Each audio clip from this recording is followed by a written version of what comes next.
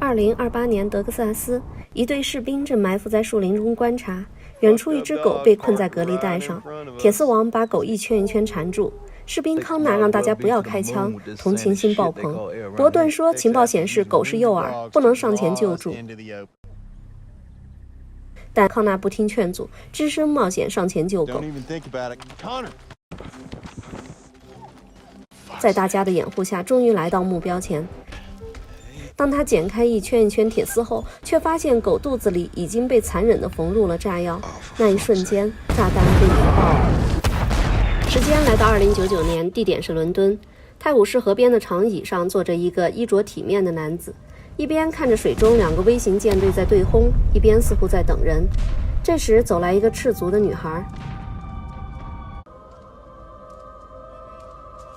男子问起艾丽塔在哪儿，女孩说她就是。交谈中，他介绍，他赤脚是因为鞋子给了这个男子，他还是男子的救命恩人，而现在他要救整个世界。男子的名字叫沃尔夫，沃尔夫还没明白艾丽塔说的意思，艾丽塔已经灵魂离开了。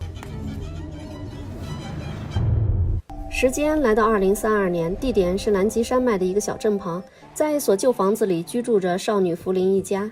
弗林在镇上的一家3D 打印店工作，在家要照顾生病失明的母亲，还要经常帮助退伍后不务正业、沉迷网游的哥哥伯顿打游戏。这天，弗林发现母亲的镇静药吃完了，他怀疑是哥哥偷拿了这种价格不菲的紧俏药，去找躲在旧汽车里玩游戏的哥哥。哥哥告诉他，只要帮自己打赢这一场，就够钱买1颗药。弗兰无奈，只能代替哥哥登上游戏。瞬间，竞技游戏大神附体，利用环境道具吸引火力，制造混乱，逐个击破，轻而易举地就完成了任务，让哥哥无话可说。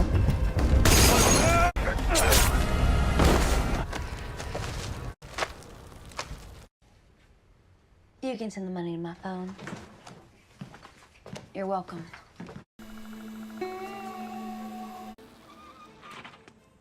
弗兰来到镇上取钱，碰上自己曾经暗恋的汤米。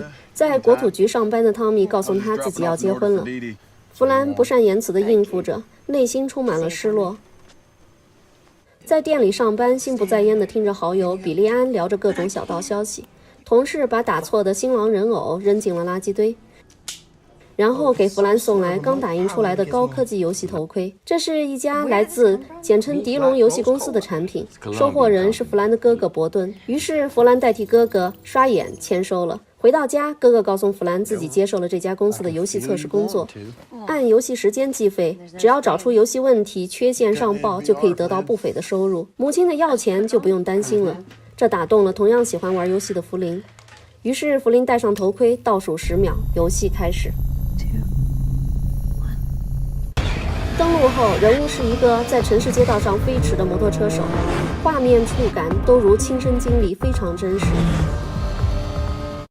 忽然，弗林头脑里传来一个自称游戏指令的声音，一路指引他来到一座城堡前。在他喊出“我到了”的口令后，大门打开，2个机器接待员将他带入大厅，确认人物 ID 叫做宾翼，然后把他放入。弗兰演示了人物灵活的操控性，甚至还有重力和乱真的触感，真是令人惊叹。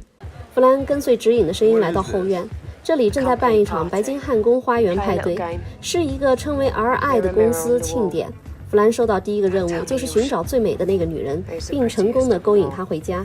很快，弗林就找到了那个与众不同的漂亮女人。女人自称玛丽尔，看起来是个社交高手，却被说着笨拙恭维话的弗兰吸引住了。3言2语就带弗兰离开了派对。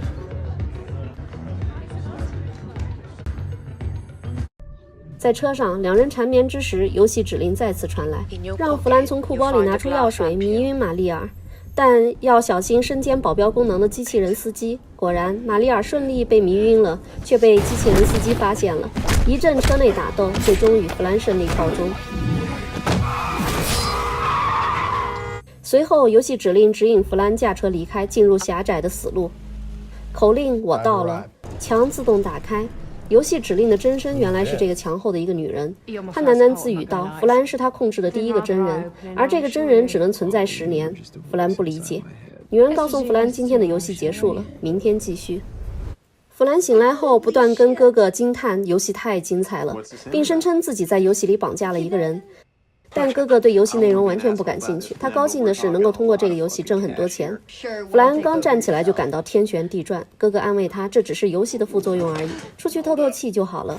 刚刚恢复的弗兰就马不停蹄地骑车出门，来到酒吧找黑帮买药。旁边哥哥的老战友康纳注意到弗兰的交易。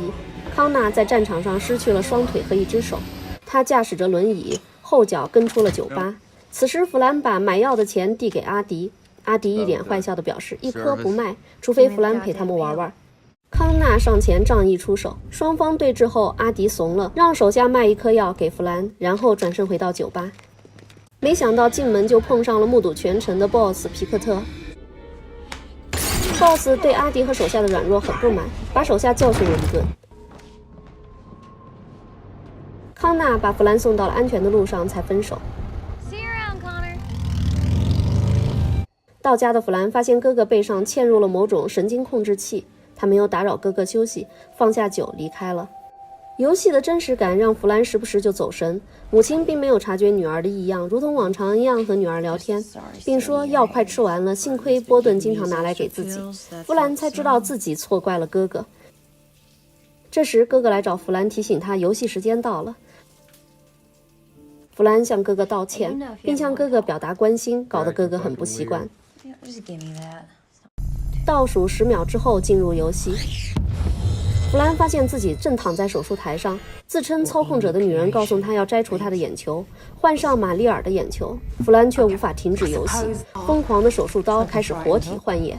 弗兰只觉得恐惧的心跳过速，拼命控制自己。手术后，弗兰在车里醒来，他来到一栋大楼前，凭着换的眼球顺利刷开了门，进入电梯，电梯快速下降。弗兰问这里是哪里，女人像在打哑谜一样的回答他，无限就在你的掌中，1小时后便是永恒，并称会送给弗兰一个超级礼物。他们来到一个奇怪的平台，上面有一个发射器，女人提醒弗兰用自己的眼睛。发射器里的射线灼痛了弗兰的眼睛，但却被身后的女人控制住，无法挣脱。传输结束，一个守卫出现在门口，弗兰按照命令去杀死守卫，却根本不是对方的对手，被套上电子手套。守卫辨认出女人的身份，名叫艾丽塔，属于生物多样性部门。弗兰拼命把手从手套中拔出，皮肉净脱后，竟然是一只金属骨架。不容迟疑，弗兰上前打翻了守卫。艾丽塔趁机逃跑，弗兰却被音波枪轰出了游戏。醒来后的弗兰感到恐惧异常，拒绝再继续游戏了。受惊吓的弗兰没有去上班，比利安来喊他起床，抱怨他翘班偷懒。碰巧发现了弗兰从垃圾堆捡回来的新郎人偶，知道了弗兰暗恋汤米的事儿。弗兰告诉好友自己在玩游戏的事情，并说出自己怀疑那是一个真实的世界，而不是游戏。但女友对游戏并不感兴趣，更感兴趣他和汤米的八卦。打起精神去上班的弗兰接到一个神秘电话，那是2099年的沃尔夫打来的，要求弗兰尽快登录游戏，被弗兰挂断了。加油站便利店的警察发现一群可疑的人，追踪中那2辆车却凭空消失了。正当警察下车查看路边的车轮印，被身后冒出来的一个枪手逼着站到了路中间，一辆隐形的车子撞飞了警察，然后2辆车再次消失在公路上。下班的弗兰关灯关门准备回家，电灯却自己闪烁起来，打印机也纷纷启动。沃尔夫的声音再次通过打印机响起，他提醒弗兰必须马上登录游戏，并称暗网有人悬赏900万暗杀他。受惊吓的弗兰赶紧关门往家赶。回到家，哥哥正在和几个老战友喝酒。弗兰跟哥哥说匿名电话和杀人悬赏的事，被大家嘲笑。弗兰泄气地回屋子去照顾母亲，哥哥的同伴则打开了无人机，结果却发现房子不远处埋伏着渐渐逼近的杀手们。哥哥和战友们利用当兵时嵌入皮肤的程序，完成组队，共享无人机定位资料，秒切真人对战游戏一般，把赏金杀手打得猝不及防。房间被人闯入，弗林紧张的手抖，装不上子弹。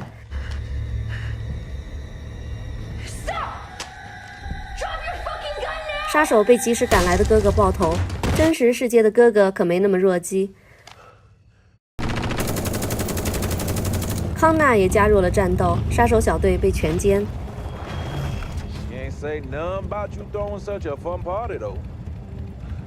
时间来到2100年，躺在床上的沃尔夫想到了艾丽塔。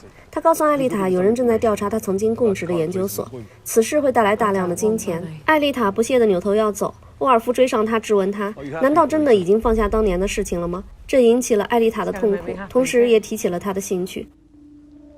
辗转难眠的沃尔夫接到一个电话接入，电话那头是一个名叫列夫的俄国富豪。他把沃尔夫称为调停者，他觉得自己花了重金雇佣沃尔夫为自己解决麻烦，就应该随叫随到。然后他提起福林一家幸运地逃过了第一次暗杀，如果不及时干涉，很难逃过下一次。为此，他安排人构建了一个边缘程序，需要沃尔夫说服福林登上边缘，因为只有福林在，才有可能找到艾丽塔。说完就挂断电话。俄国佬身边的研究员艾什认为沃尔夫不是适当的人选，他太温顺了。俄国佬则表示，必要时沃尔夫会比任何人都凶残。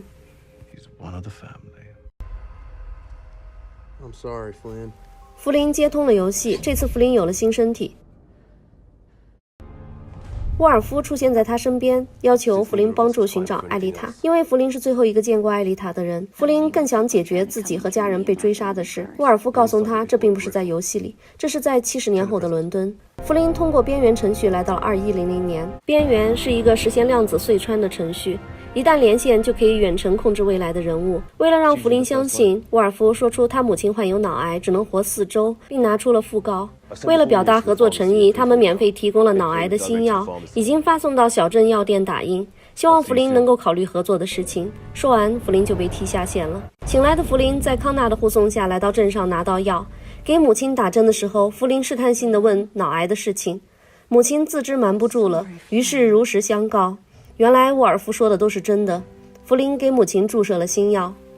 随后弗林就把这不是游戏测试的事情告诉了哥哥，也正是被当作游戏的未来之旅引来了杀手。哥哥根本不相信这通胡言乱语，但母亲的病况正在处于焦灼状态，证明着药物正在起作用。弗林说那是因为自己给母亲注射了来自未来的新药。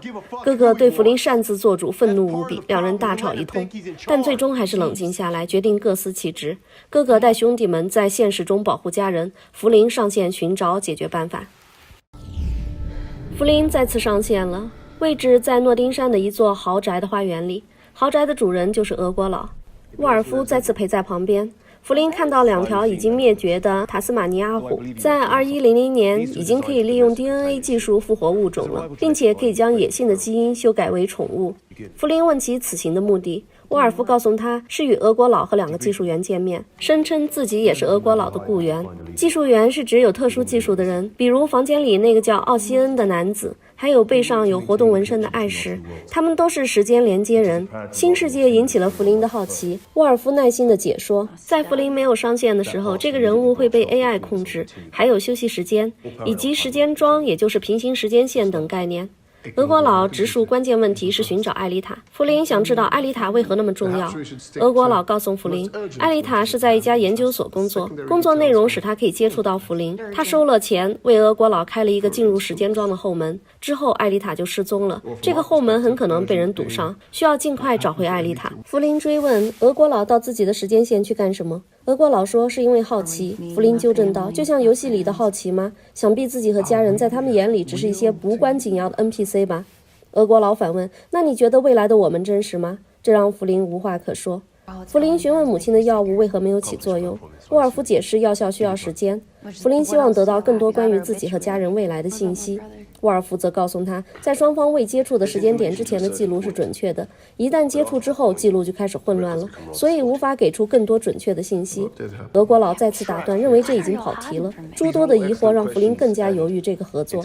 沃尔夫解释，很多问题会慢慢的解开，不必那么心急。这时，奥西恩对艾什说了一段加密语音，是那个药只有75%的效果。弗林救母心切，肯定的给出答复，只要他们能治好母亲，自己就会去帮助寻找艾丽塔。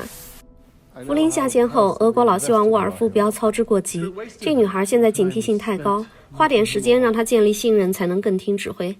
沃尔夫埋怨道：“当初是自己安排俄国佬认识艾丽塔的，但为何后来的事情都瞒着自己？特别是为何要进入福林的世界这件事儿。”俄国佬警告沃尔夫问的太多了，搂着沃尔夫声称这是朋友之间的忠告，知道的太多不安全。然后眼神扫向屋内，并转身离开。沃尔夫看向屋内，艾什一伸手把玻璃变为反光玻璃，沃尔夫被隔绝在外。巡逻的汤米在路上发现一个悬空的纸杯，他一碰纸杯就掉在了地上。接着他发现了隐形的汽车，并从车上发现了一个子弹。来到附近的弗林家询问伯顿，伯顿声称那是特殊用途的子弹，自己服役的时候见过。汤米有些诧异，拥有这种杀伤力的武器恐怕只有毒枭了，但是毒枭为何跑到这种偏远的小镇来？抬头看见房前停满了汽车，他埋怨伯顿开派对为何不邀请自己和妻子。伯顿谎称在玩无人机大赛。不感兴趣的汤米转身离开了。弗林下线后就来找哥哥，哥哥问那些未来的人是否会给予帮助。弗林说会在下一次袭击来临前给予警告，还会给一笔巨款。哥哥很欣慰。几天后，两人的堂弟就在酒吧的众目睽睽之下中奖了。黑帮 boss 皮克送了几杯酒表示庆祝，这让三人感到很不安。拿到钱，哥哥终于相信了未来的事，并马上着手采购武器和安排值班表。弗林希望哥哥加上康纳，哥哥觉得康纳会拖后腿，同时指出弗林的妇人之仁在游戏里行得通，在现实里是行不通的。弗林反唇相讥，哥哥在游戏里判断力平平，现实里怎么好那么笃定？一句话把哥哥噎得要死。哥哥离开酒吧就去找康纳，邀请康纳加入，条件是不准喝得烂醉。康纳马上示威般举起瓶子一通灌。波顿只好留了个纸条丢在烂醉的康纳身上离开了。研究所的暗杀行动再次加码，他们连线到皮克的游戏中，拿出1000万美金让他去杀弗林一家。老奸巨猾的皮克觉得这是警方的一个圈套，骂骂咧咧地起身下线。但随后他就收到了250万美金的预付款，看着账户的一堆钱，皮克心动了。深夜，弗林在电脑上搜索沃尔夫，没有此人的信息，又搜索艾丽塔，瞬间拿鼠标的手就严重的抽起了筋，只好作罢。熟睡中的弗林被家里的响声惊醒，呼叫完哥哥后就下楼查看。原来是妈妈在冰箱里找吃的。妈妈不仅复明了，而且身体明显转好，这令弗林欣喜若狂。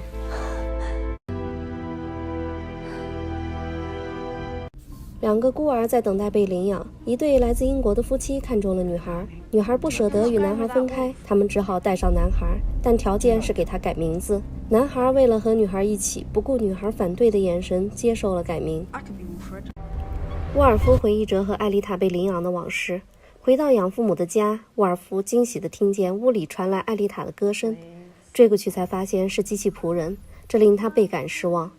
养母很吃惊沃尔夫突然回来，因为艾丽塔和他一样很多年都没有回来过了，两人甚至连养父的葬礼都没有回来参加，这令养母耿耿于怀。沃尔夫问起艾丽塔，养母说自己在几周前见过她，问她住在哪里时，她回答雪最后一次在伦敦飘落的地方。这个哑谜让人郁闷，但即便如此，养母还是心心念念着艾丽塔，同时丝毫不掩饰对沃尔夫的讨厌，简单的聊了几句就下了逐客令。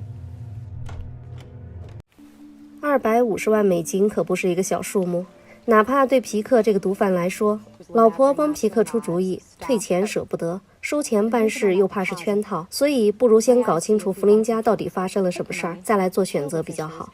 于是提起皮克的侄儿贾斯伯，他的老婆比利安是弗林的好友，这层关系可以好好的利用一下。弗林看着母亲日渐好转，倍感欣慰，于是和比利安出门散心，顺便就把疯狂的经历事无巨细地告诉了好友。比利安觉得弗林应该趁机了解一下自己的未来，弗林表示自己不是不想，而是那些未来的人不说，想必是自己的未来太坎坷不好讲吧，索性也就懒得继续追问了。只是未来人都很少，这引起比利安的一阵唏嘘。弗林来上班，却发现打印店被哥哥串通迪龙公司买了下来，用来打印枪械武器和防御设备。弗林为哥哥不提前和自己商量感到生气，但哥哥觉得弗林应该上线去完成未来的事儿，各司其责。弗林讨厌哥哥命令的口气，哥哥却发现弗林的手在抽筋。正在这时，睡醒的康纳来找伯顿，伯顿很欢迎康纳的加入，康纳也为自己重新融入伙伴们而高兴。弗林就这么失业了。哥哥载着弗林回家，路上和妹妹统一了一下对外的口径。哥哥再次注意到妹妹拼命攥拳的手，弗林怀疑是量子随穿造成的，并没有太在意。他告诉哥哥，自己把所有的事都告诉了比利安。哥哥马上就吼了起来，责怪弗林太鲁莽。如果比利安告诉贾斯伯，那他叔叔皮克不就知道了？弗林也突然有点懊悔。俄国佬是家族盗窃集团的头目，随时不忘给沃尔夫洗脑，一边动情地说把沃尔夫当作心腹，一边让沃尔夫别忘记干过的坏事，提醒沃尔夫入了行就别想独善其身。沃尔夫本想反驳几句，但这时弗林上线了。当务之急就是寻找艾丽塔。弗林把艾丽塔指挥自己的经过叙述了一遍，认为应该从玛丽尔的线索查起。俄国佬觉得进入研究所调查不安全。这时，艾什向弗林询问皮克，因为在监控弗林时间桩中的网络流量时，发现皮克正对弗林家产生浓厚的兴趣，这也许与悬赏有关。弗林一听就担心起来，马上下线去通知哥哥。伯顿听完妹妹说皮克的事儿，不顾反对，跳上车就去找皮克。餐厅里，伯顿找到正在和贾斯伯用餐的皮克，坐下就问自己和家人值多少钱。皮克反问伯顿兄妹到底捅了什么娄子。伯顿懒得绕弯子，直接给皮克出了2个选择。第一个选择是每周收下20万美金，双方相安无事。老奸计滑的皮克问第2个选择是什么。伯顿亮出自己手臂上海军陆战队时植入的神经控制系统，说这个可以与所有嵌入者共享行动信息和记忆情绪，也就是说，到时候皮克要杀的不仅仅是自己，而是与自己共享了神经控制系统的所有人。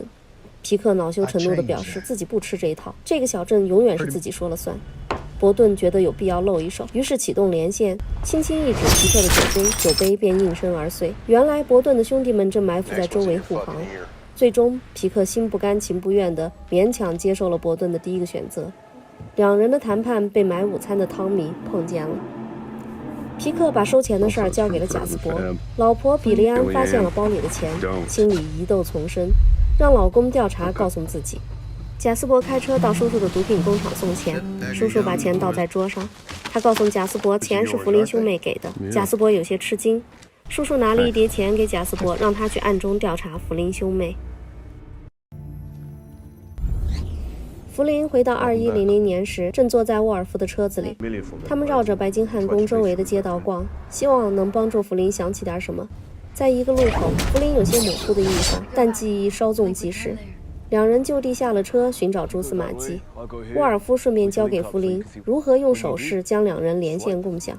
连线成功后，弗林视野里出现了沃尔夫以及数据连线菜单。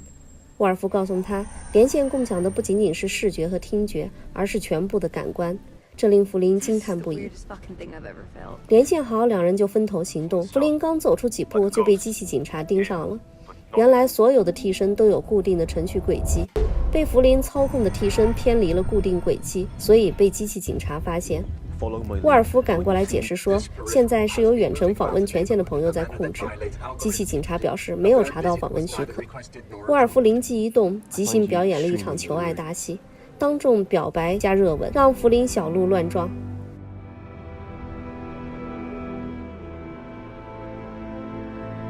而后匆匆下线，机器警察也非常人性化地放过了2人，临走还警告沃尔夫尽快给女朋友补办许可证。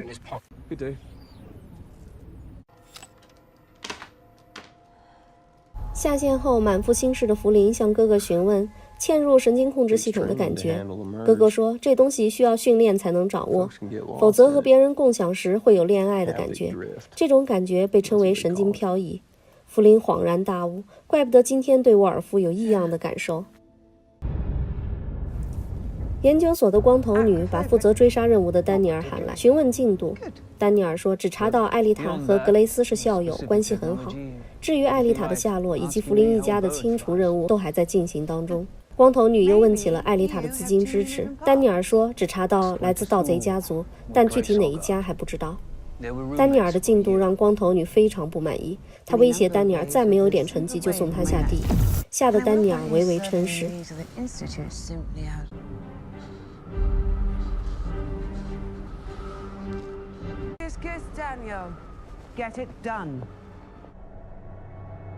接着光头女就来找格雷斯，嘴上聊着蜜蜂，话里话外却充满弦外之音，绕了一个大圈子后开始提起艾丽塔。格雷斯很谨慎地回答着，但还是说漏了嘴。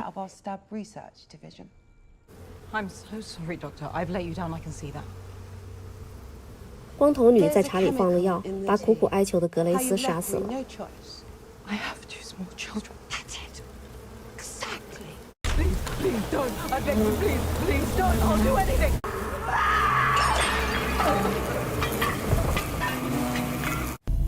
弗林再次上线是在沃尔夫的房子里，窗外飘着雪花。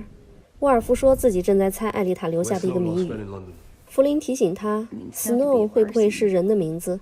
沃尔夫马上想起一个英国历史上名叫约翰 Snow 的著名传染病医生，他马上赶往医生去世的住处。车子来到弗林第一次见到艾丽塔的那个死胡同里，弗林说出口令，带着沃尔夫进入。屋子里一片凌乱，看似有人提前来过。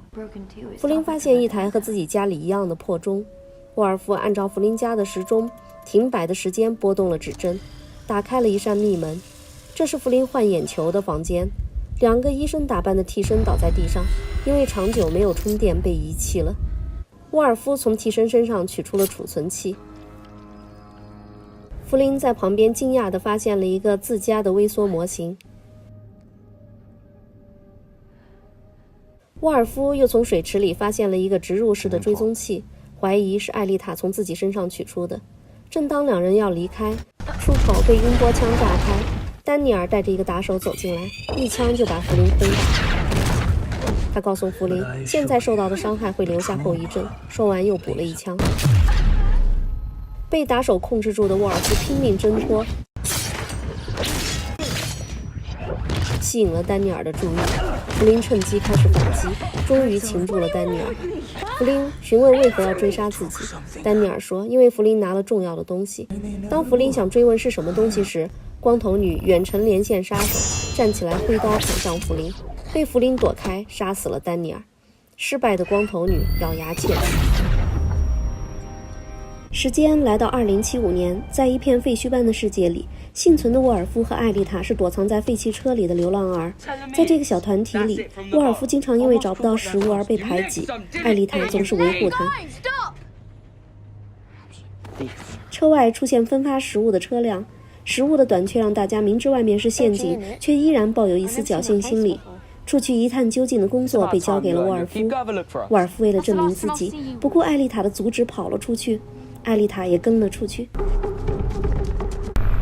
结果两人就被抓走了。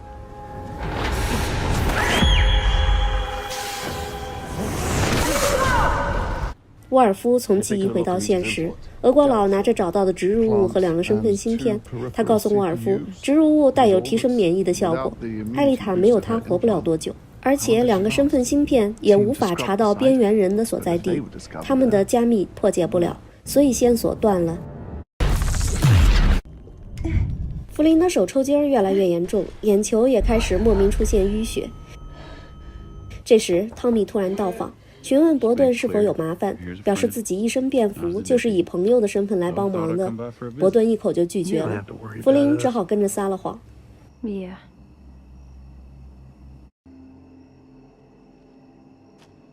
汤米走了，弗林觉得应该说实话。哥哥却不以为然地认为汤米始终是个警察，而且说弗林对汤米的判断不理性，这引起了弗林的不满。争执中，哥哥从垃圾堆捡出半个汤米的新郎人偶，这深深地刺痛了弗林，他大发雷霆，毫不留情地指责哥哥把家丢给自己。自己扛了那么多年，仅有这个无疾而终的暗恋，倒成了哥哥口里的软肋。越说越激动，就突然抽搐地倒下了。来到医院，医生是汤米的未婚妻迪迪，诊断弗林是强制性癫痫发作。这个病的后果很严重，但弗林看起来一点问题都没有。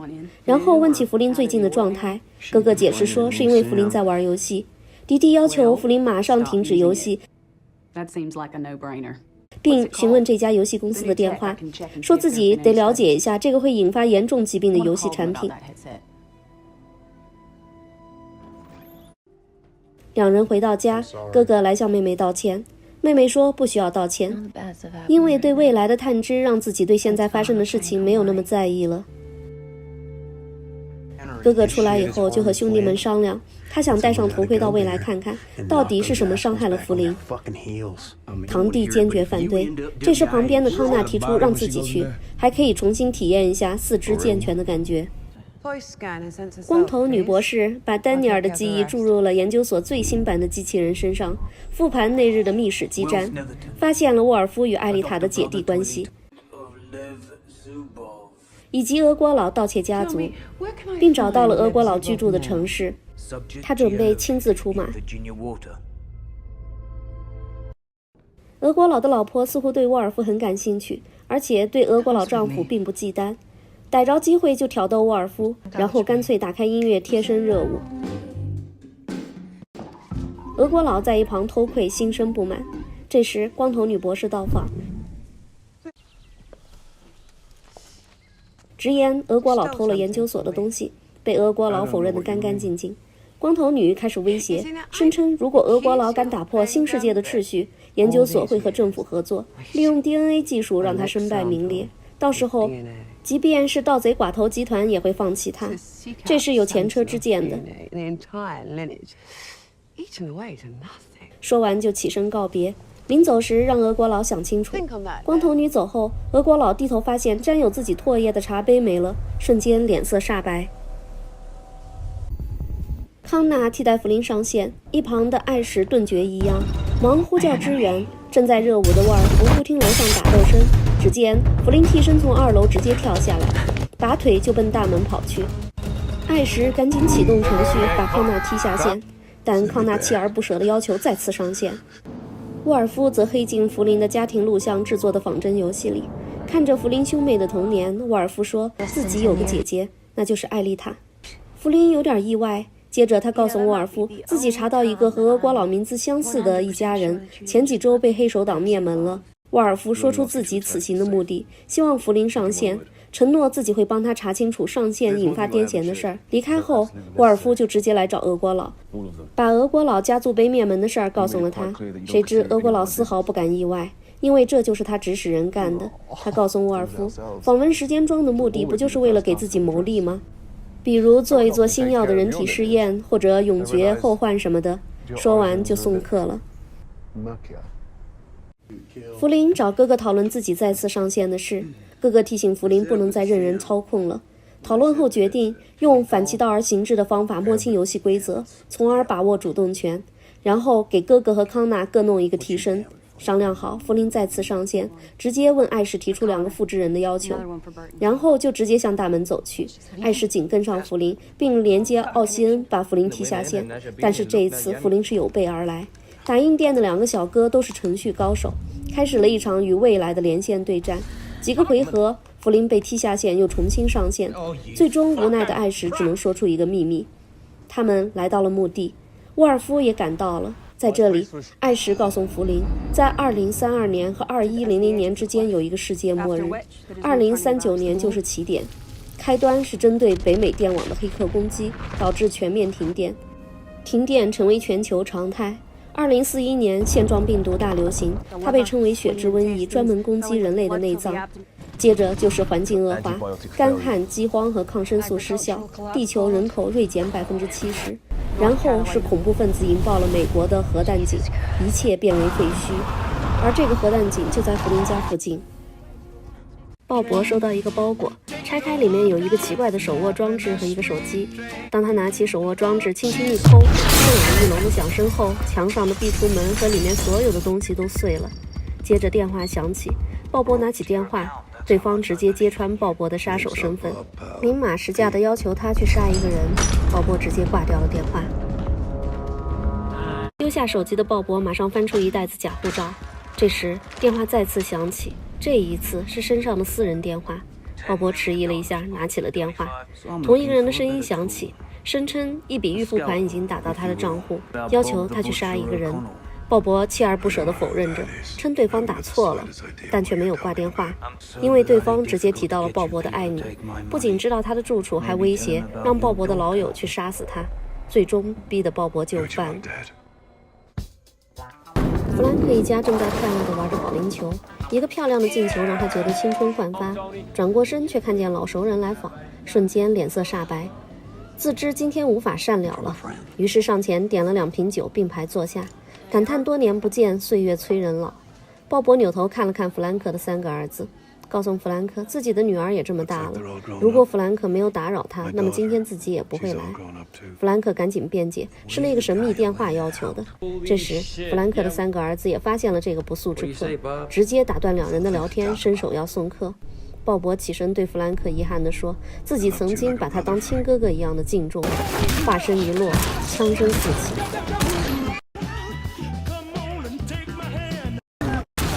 瞬间除了鲍勃再没有一个人站着。出门上车，鲍勃正欲离开，一个幸存的儿子冲了出来，但幸运不会在此降临，等待他的是更惨的死法。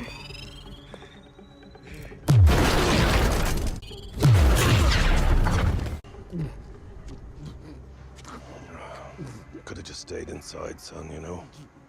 Pretended to be dead.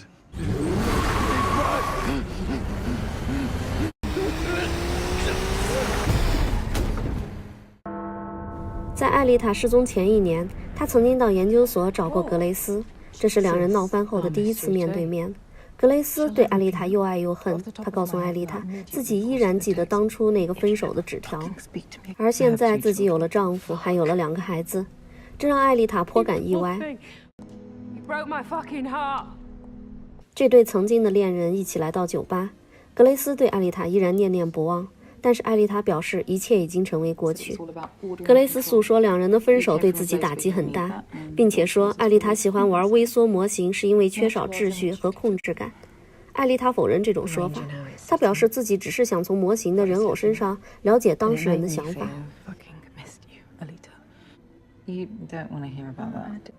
艾丽塔问起格雷斯工作的内容，格雷斯就将她带入了秘密实验室，这正是弗林第一次来的地方。格雷斯介绍，这个设备被称为上帝喷泉，得意地表示自己的权限可以访问研究所所有的研究项目，里面最重要的则是针对拯救世界的秘密项目。这个项目来自行为模式部，顾名思义，就是研究如何对人类的行为模式进行修改和控制，然后利用时间桩连接过去，开展对这个研究的试验。说完就打开了一个视频记录，介绍试验的一部分就是把神经控制系统提供给美国军方，让一些士兵装上后作为试验品。这个神经控制系统可以修改大脑里的同情系统，从而让所有不同背景性格的士兵做出同样的选择，就是对敌人的同情。这时一名士兵走向了作为诱饵的狗，狗的身上绑有炸弹。艾丽塔大喊住手，格雷斯告诉他那是录像，真实的事件已经发生过了。艾丽塔看着士兵活生生的被炸伤，抱怨这样的试验太残忍了，眼神里充满了拒绝。2人离开时正遇上了玛丽尔，玛丽尔发现艾丽塔不属于这个部门，但看在职位更高的格雷斯做担保，玛丽尔放弃了举报此事。临走时，艾丽塔对玛丽尔的眼睛充满了兴趣，因为那是另一个可以用来打开门的钥匙。比利安发现老公贾斯伯拿了叔叔皮克的钱，再三的质问贾斯伯都没有问出真相。贾斯伯撒了谎，骗过了老婆，有点良心难安。弗林再次到医院检查，做完脑部扫描后被诊断为脑膜炎，迪蒂告诉他可能是细菌感染造成的，然后他给弗林做了脊椎穿刺，要进一步进行化验。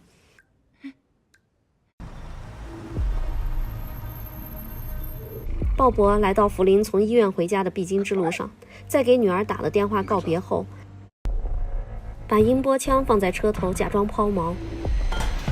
正遇上上班路过的比利安，比利安热情地提出帮忙，被拒绝了。这反而引起了比利安的兴趣，直接停下车就要上前看看。这时弗林兄妹来了，鲍勃扭头拿起音波枪就向弗林的车子走去，枪被弗林一眼认了出来，于是开启了一场大战，三人神配合。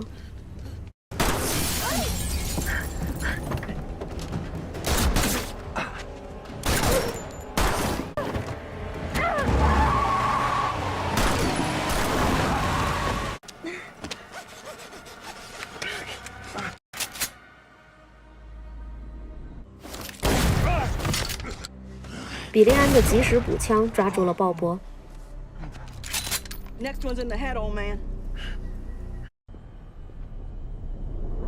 报案后，汤米赶来，他告诉弗林，这个人身上什么证件都没有带，除了车子就是枪，明显是冲着杀人来的。说完，余光一扫伯顿，意思伯顿也是全副武装的样子。然后汤米动之以情，晓之以理的一顿说教，希望弗林告诉自己隐情。弗林还是坚决闭口不谈，汤米只好作罢，自己上车押着鲍勃回警局。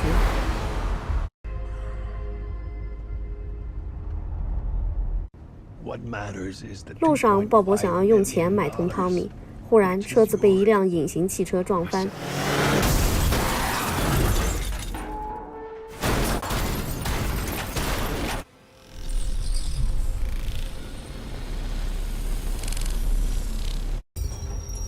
受伤的汤米看着鲍勃被人救走，却无能为力。来自未来的刺杀行动似乎越来越危险，比利安是否能严守秘密，这都让兄妹俩感到危机四伏。回到家，母亲发现了后院的杀手尸体，加上来自未来的药水，母亲把兄妹俩喊了过来谈话。她告诉弗林兄妹，无论如何不要求助别人，万事尽量靠自己，一旦求助就等于把软肋交给了别人，甜头之后就是无法承受的代价，千万不要把家人置于险境。一席话让弗林决定上线，他要自己去解决刺杀的问题。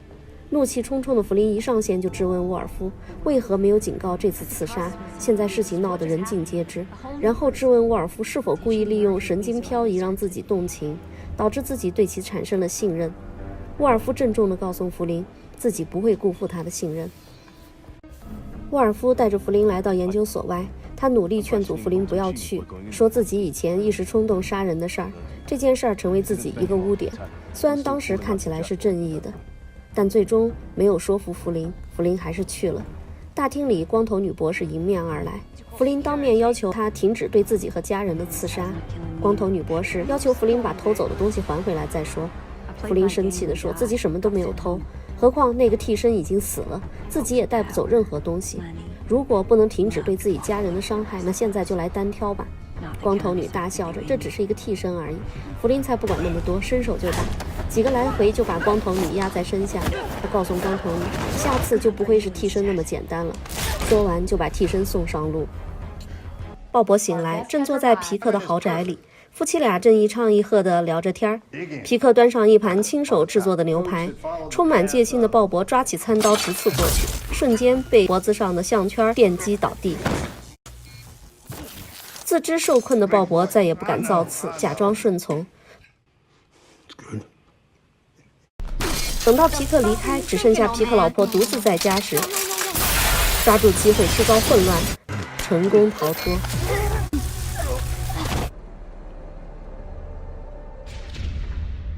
受伤的汤米赶回警局，想要调查前不久扣押的2辆隐形车，被告知需要向警长申请才可以拿钥匙，只领到一张申请表。汤米到洗手间简单清洗了一下伤口，正好遇上警长。警长一看汤米一脸的伤痕，认为汤米的健康状况令人担忧，需要好好休息。说罢就给汤米放了个假。临走，他劝告汤米要做警察，不要太意气用事，太拼了不好。警长走进厕所，汤米突然看见那双雕花皮鞋，心里一惊，这不就是那个劫囚的人吗？原来警长早已被皮克买通，他不仅劫囚，还把杀手送给皮克。皮克堂而皇之地坐在警长的办公室里，观看汤米警车上的记录。汤米在医院的检查结果是脑震荡，检查完就继续要去查案。未婚妻迪迪劝他不要趟这趟浑水了，和自己一起离开这个小镇。汤米拒绝了，他不肯离开家乡，而且此事后面的大阴谋深深吸引着他。离开医院，他就来找伯顿，没想到伯顿直接埋怨他丢了杀手，拒绝告诉他实情，还让他不要自不量力，离得越远越好。一席话让汤米感到非常受挫。在研究所杀完光头女替身的弗林成功离开，与沃尔夫一起继续寻找艾丽塔的踪迹。弗林觉得未来的世界很好，只是行人显得很冷漠。沃尔夫告诉他，那只是为了增强现实感的幻象。说罢，关掉了幻象。街道除了长椅上一个流浪汉外，空无一人。这也是研究所的技术之一，用来帮助调节人的心理健康，让这个世界看起来不是那么凄凉。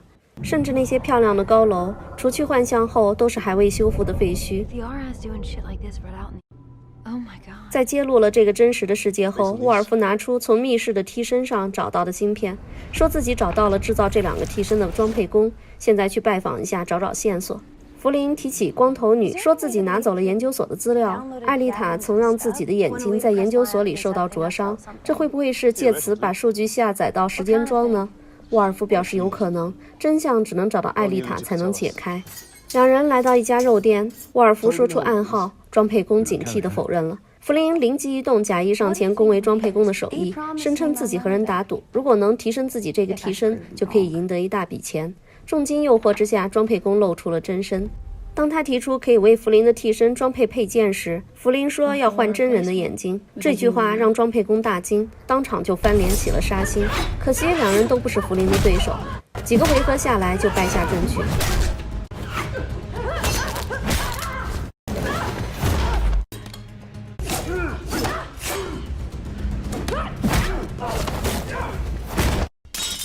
沃尔夫询问装配工是否见过艾丽塔，装配工却提出一个新原始派的组织，说自己是为这个组织制造的可以装配真人眼球的替身，这令沃尔夫大吃一惊。按照和弗林的约定，艾什做好了康纳和伯顿的替身，同时也发现弗林的就医记录。在观察弗林拍的脑部扫描档案时，他敏感地认为艾丽塔有可能把某种东西通过弗林的眼睛输入其大脑，才导致脑部细菌感染的现象。正在这时，有人来访，访客是伦敦警察厅的安斯利督察，这让俄国佬大吃一惊。他警告沃尔夫不能撒谎，高级警察都自带测谎。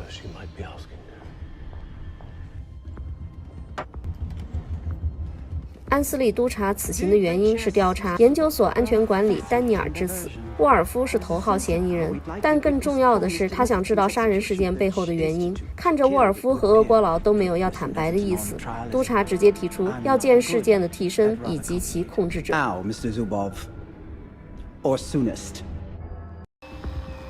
酒吧外，康纳的车坏了，只有一只手的他根本无法修好。正在生闷气的时候，打印店的电脑小子带着工具前来询问要不要帮忙。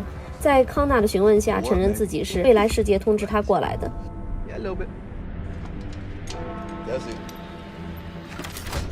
康纳向电脑小子提出自己想要一个弗林的头盔，电脑小子告诉他，此事要去问弗林兄妹，自己也做不了主。回到家的康纳正在做饭，伯顿带着东西来看他，那是一箱未来技术打印的假肢。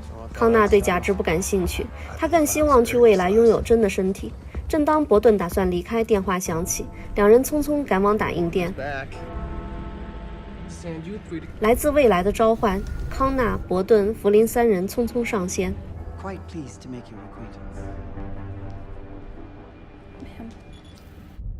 安斯利督察和刚上线的三人打了招呼，转身就告诉俄国佬自己要带走他们。弗林希望让沃尔夫一起，督察答应了。于是沃尔夫也一同去了。督察走后，奥西恩紧张地告诉艾什，警察拿走了两人的 DNA， 并拿着督察喝过的杯子表示自己也可以采集到督察的 DNA。这时，俄国佬来电话，让艾什去跟踪弗林等人的替身，以便了解他们都说了些什么。艾什拒绝了，声称现在稍有动作就会被警察局发现，甚至现在的音频都有可能被监听，还是别自找麻烦了。说完就挂了电话。奥西恩认为现在应该赶快跑路，艾什不想走。现在插实线和弗林体内的东西都已经找到了，如果现在走了，就等于前功尽弃了。忽然，俄国佬推门而入，让儿子拿了把刀过来。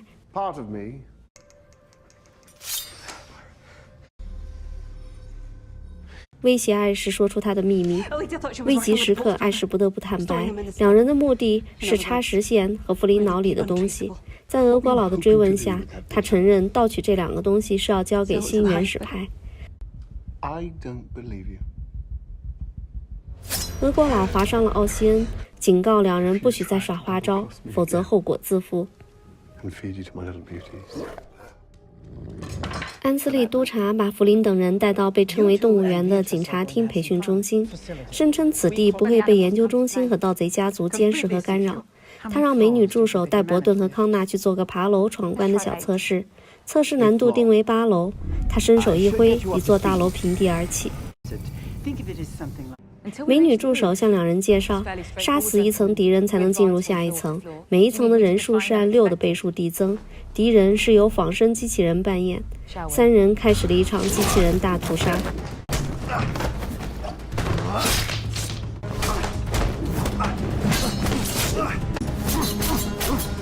终于两人打完8层，康纳意犹未尽地向伯顿感叹，自己真想搬到这个世界来定居。最后一关，美女助手告诉两人，这一关只能有1个人活着才能结束本次模拟测试。说完就开始1打2，在激烈的打斗后，伯顿被送下线。康纳对美女助手充满好感，赞美之情溢于言表。美女助手似乎也对他产生了好感，但下一秒就把康纳也送下了线。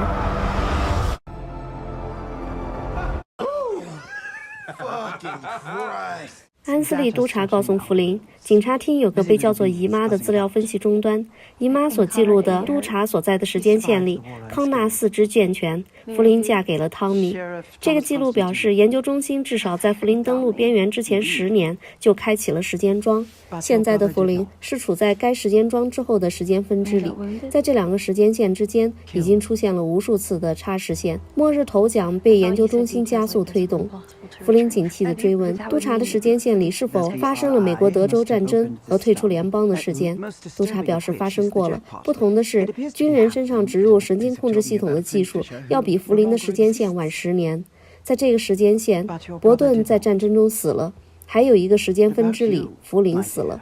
但对于眼前的弗林，姨妈无法查到任何资料。这一点让督察感到非常好奇，然后他提出要弗林做一个快速答题测试，弗林同意了。第一个问题是最怕什么？弗林回答最怕失去母亲。第2个问题是优点，弗林称自己的优点是永不放弃，缺点也一样。当他问到如果可以切断2个时间线的联系，抹掉弗林这段记忆时，弗林都表示反对。督察好奇地问为什么反对，弗林犹豫了。弗林也想问几个问题，督察给了他3个问题的机会。第一个问题同样是最怕什么？督察回答是过去。弗林追问是自己所在的那个过去吗？督察肯定的回答是的。当弗林问到督察是否真的可以切断2个时间线的交集时，督察以这个问题超出自己的回答范围为由拒绝回答，然后就直接把弗林踢下了线。安斯利督察和美女助手观看了伯顿和康纳的测试分析，美女助手掩饰不住自己对康纳产生的好感，这令安斯利督察颇感意外。这时光头女来访，光头女进来就宣称按照法律把替身当助手不合法。督察声称自己的助手有豁免权，光头女接着一语道破这个替身就是按照督察死去的女儿的样貌打造的，这让督察深感来者不善，直接问他此行的目的。光头女说，研究中心丢了重要的资料。然后他向督察叙述了资料被盗窃的经过，并指出盗窃集团也牵扯其中。督察表示，这个研究本身就不被大家接受。光头女狡辩道，这只是个利器，不能因为使用者的好坏来定义利器的好坏。然后他要求督察帮助把此事相关的俄国佬家族、弗林等人以及时间分支都抹掉。督察嘲笑光头女太高估自己了，言下之意，你自己捅那么大篓子，让我来洗地，那么简单的吗？光头女大言不惭地说，如果这个研究被泄露，那么大家都不好受。说完，意味深长地看了一眼女助手，转身离去。督察感到此事不仅严重，而且很棘手。刚下线的伯顿正在严重的眩晕中，电话响起，这是伙伴瑞斯打来的。Man the fuck up, Burton. We gotta go.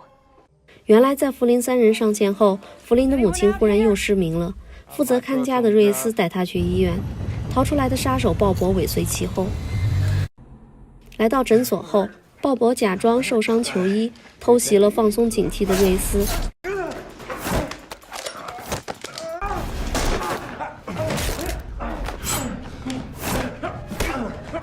瑞斯奋力反击，但最终不敌老奸巨猾的鲍勃。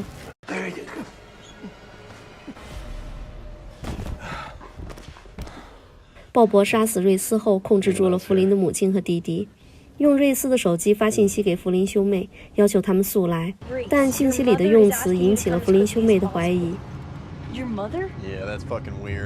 莱奥试图连线，却发现瑞斯已经死了。伯顿把车停在医院外的路边。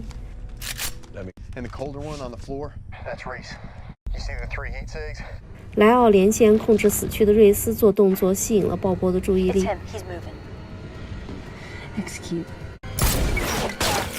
然后将鲍勃一枪致命，他们成功救到了母亲。汤米再次来到警局，要查看自己查扣的证据，但是记录里除了一辆报废的警车以外什么都没有。于是汤米找到报废车辆停车场，找到自己的警车，在车上找到了查扣的枪和声波枪。被声波枪的威力吓了一跳。这时警长的电话打来，让马上到皮克家一趟，事关逃跑的杀手。汤米赶到皮克家，见到被杀死的皮克的老婆，跟着血脚印来到户外，发现警长正在和皮克聊天。警长上来就让汤米去抓伯顿和弗林。汤米询问抓人的理由，警长毫不掩饰地胡编了一个，顺便就把丢了杀手导致皮克家命案的罪名也安在了汤米头上。不仅如此，他还呵斥汤米别假装不知道警局的潜规则，做好自己分内的事。皮克要问弗林兄妹几个问题，赶紧去抓人，其他的不要管了。汤米鼓起勇气大声地拒绝，告诉警长自己不想同流合污。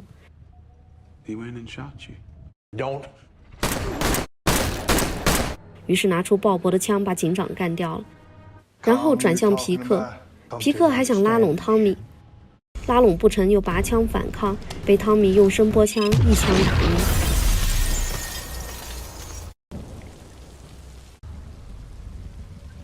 酒吧里，几个黑社会小弟争着当大哥，他们旁若无人地使唤贾斯伯，这令贾斯伯心生不满。深夜，几个人喝得酩酊大醉，倒在车上。正欲送他们回家的贾斯伯决定报复，他把车开到铁轨上停下，意图造成事故假象，以泄心中之恨。反锁好车门后，站在草丛里，从裤兜里摸出电话打给妻子，告诉他自己一点都不软弱，却没想到妻子说那并不是软弱，而是善良。正因为他善良，才赢得了妻子的心，这让贾斯伯幡然醒悟。但为时已晚，一辆火车呼啸着开过来，汽车瞬间被撞烂、爆炸、焚烧成灰。汤米杀完人出来，把凶器都放进了证据袋里。犹豫了一下，还是决定报警。汤米正在擦拭溅落在鞋面的血迹，警方过来后却发现皮克没有死。忽然又听到医院里出现凶杀案，他焦急地赶往医院，所幸未婚妻没事儿，但此时接二连三的状况让汤米完全懵了，内心焦虑不安。安斯利督察告诉弗林，如果光头女博士得逞，那么除了康纳，还会有更多人受害。他提议合作，一起扳倒光头女。弗林希望督察能帮助治好母亲。督察连通了姨妈查询后表示，自己也无能为力。弗林母亲的病已经无药可救了，预计只剩下23天的生命。听完这个消息，三人匆匆下线。弗林无法接受这个结果，但母亲对于这个结果却表现得很平静。她安慰弗林，把这看成是一种解脱，弗林可以摆脱这种巨大压力的生活，去做回自己，这让弗林更加无法释怀。艾什来找光头女，他把艾丽塔偷走的资料被藏在弗林大脑中的事情如实相告，接着说出俄国佬已经知道此事，希望光头女帮自己杀死俄国佬。光头女打算提前末日头奖的时间，一次性毁灭弗林全家和他们所在的小镇。杀俄国佬则需要艾什与自己里应外合，艾什同意了。 With pleasure. Excellent. 弗林上线了，沃尔夫向弗林道歉，没有救回他的母亲。弗林问起艾丽塔，沃尔夫想起往事，记忆中自己的家之后的难民营生活。难民营被烧毁后，独自流浪遇艾丽塔，自己的莽撞导致两人被抓，然后被收养。随后两人逃跑，躲到一起建立的秘密基地。回忆完，沃尔夫说自己无法决定是否与安斯利督察合作，不知道弗林怎么想。鉴于直接说出来容易被监听，两人决定开启神经漂移，用共通的心理感受来判断答案。安斯利督察无所不知，做事果断。俄国佬深藏不露，凶残狠毒。艾丽塔如同姐姐般睿智幽默。接着，两人询问自己给对方的感觉。明显有一种暧昧的情愫在两人之间流动。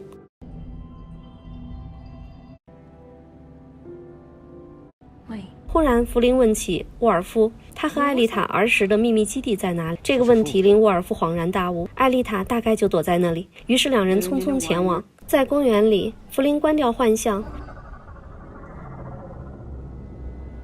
一个女孩孤零零坐在长凳上，她看到沃尔夫，高兴地说自己等了很久，让沃尔夫跟她走，但弗林不能去，因为弗林的替身被艾什监控。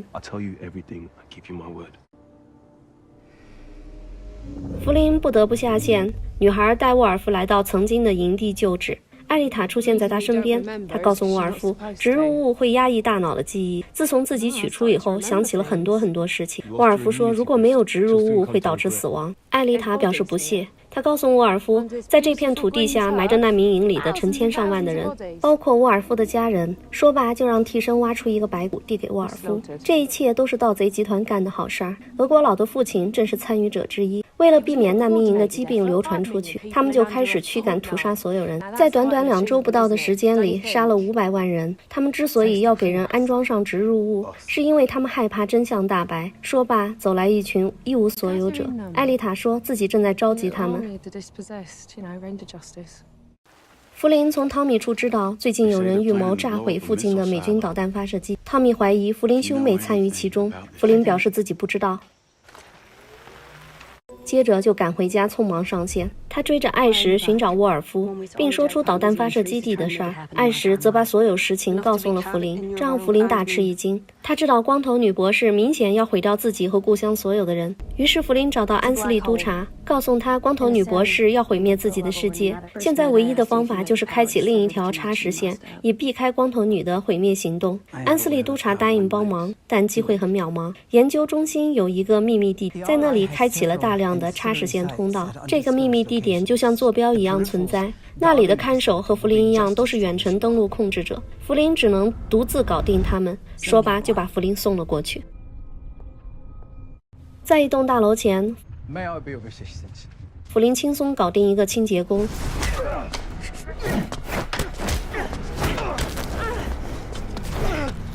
利用他的虹膜扫开了大门，拿起地上的怀表，眼前的墙壁消失了。一个房间里站着几个守卫，这时候光头女发现了弗林的闯入，马上唤醒了守卫，可他们都不是对手，很快就被弗林轻松搞定。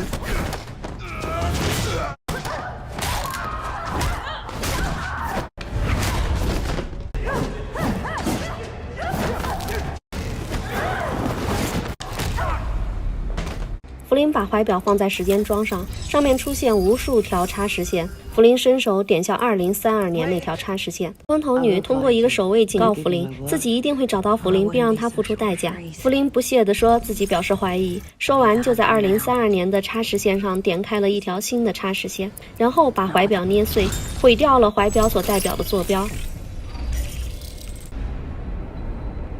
现在弗林要做的就是毁掉自己。弗林把康纳叫上线，将目前面临的情况据实相告。 But I'm gonna need your help. Fuck. I will be back. Because I'm gonna kill that bitch.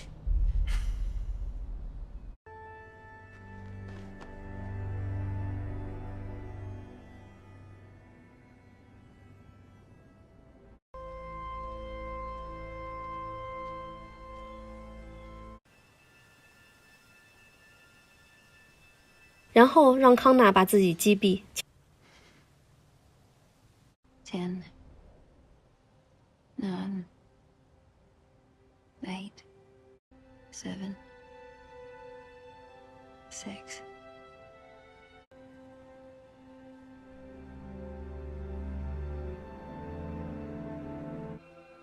枪声响起，弗林再次上线。他将与安斯利督察展开合作。